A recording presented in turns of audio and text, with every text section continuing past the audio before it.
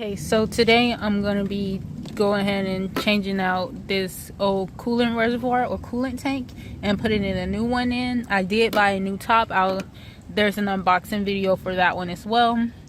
So the first thing the things I will need is a flathead screwdriver, a wrench or pliers, my bad, and a socket wrench or an elbow wrench with a, what is this? I think this is a 10 millimeter attached to it. Yes, a 10 millimeter attachment on the end. And so the 10 millimeter will go here to remove those. You would use this, the pliers to unhand the clamps. And the tubes, even though they seem like they're glued on, they're not. You can basically just pull this up and push it out. And this is for a 2015 Chevy Spark. So pulling this one off, as you can tell, I've already pulled this one off using the flathead screwdriver, just pulling it back. On this one, this is the part that's broken. You can tell because here where it connects into the tubing, it's already like it's broken. That's why I have to replace this baby here. So I'm gonna go ahead and get to it and try to be as carefully as possible. So I just removed it off, and see here, this is what I was saying is broken, and that's why I have to replace the whole thing. And so next I'm going to go ahead and remove the screws in the back holding it down using the 10 millimeter elbow wrench or 10 millimeter this. So usually it's righty tighty lefty loosey, but apparently these are righty loosey and lefty tighty, I guess you want to call it that. So just attach that on there, and then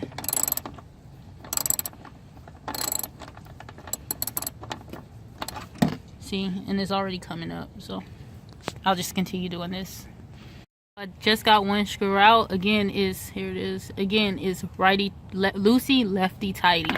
Okay, so I'm gonna go ahead and get this one out, and then we're just gonna focus on putting the new thing in. So all the tubes have been removed from here and here, and the screws have been removed. Next left to do is just pull it up, and then underneath there's a connector. I don't know if you can see it, but we'll have to disconnect that tube as well. It's one more tube. It's a little thick. It's in the back, and it's right there where the blue is. So I'm gonna go ahead and disconnect that one as well, and then we'll be finished and be ready to replace it. I should have been wearing gloves the whole time. But as you can see, this is where the coolant reservoir sits. There's 3 coils.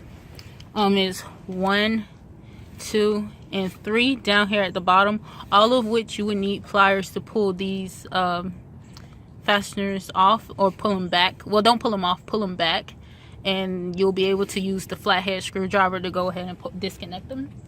And here's my coolant tank, as you can see. I just took it off, and this is the problem area right here. I'm holding the camera and the coolant tank with one hand. So there you go, that's the problem area, and that's why I've been having leakage. But I did buy a new one where I can replace it. And again, this is a 2015 Chevy Spark. Let's see, where is it? It is raining right now, but it'll be fine. And this is the replacement one I just bought. I'm gonna go ahead and put it in there. It's OEM, and see, you can see it a lot better than in the old video. Right there, it has the GM logo. So I'm gonna go ahead and install that. It's basically the same procedure. The metal pieces are this way, and that's connected to that, and you just hook up all 3 hoses for them. So you want to start hooking up the bottom hose first, which connects to here. That way you won't have to lift it up and potentially break this part of piece again. So I'm gonna go ahead and do that. Another thing I want to make sure to mention is that when you put these coils and the pieces, move these back into place, you want to make sure you put them right back over these grooves. That way you'll spare yourself of leakage and not knowing why. But just make sure you line these clamps back up into this space here, or else you'll potentially have some, some spillage or leaking. Okay, replace the bottom portion down there, the bottom tubing right there. There's blue lines on it at the bottom to align. Make sure you have it correctly aligned. Same with here, there's a green line. I don't know if you can see it, but it's meant to help you align that side. And as for the tubing here, there's a blue line on here to make sure you have that aligned with the correct space. That way you can avoid any leakage.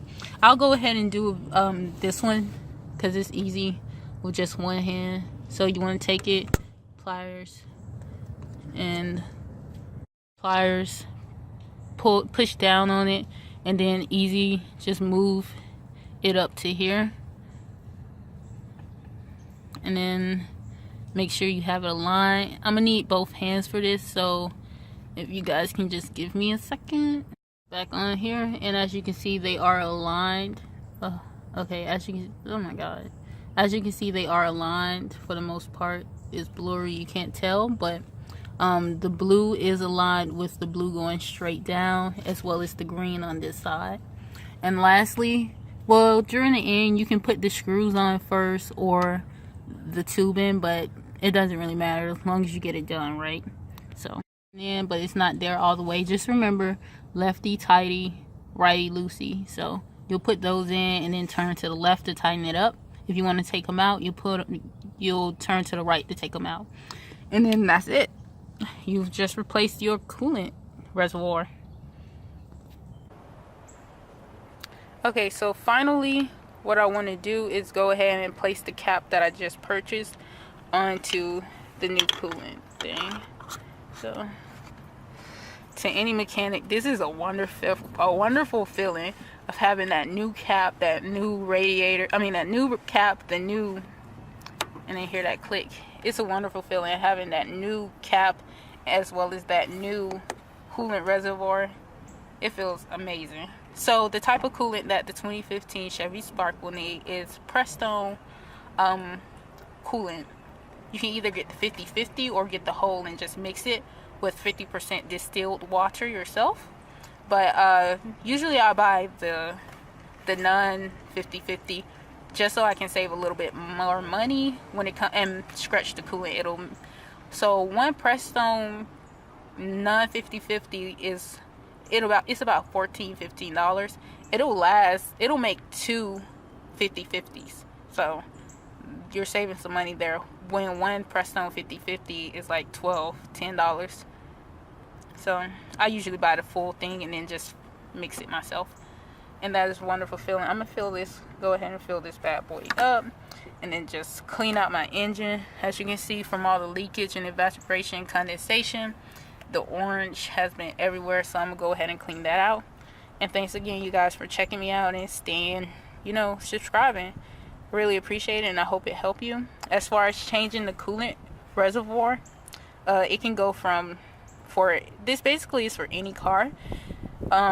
You just need that flathead screwdriver to pull this off. None of them are glued down, thank goodness.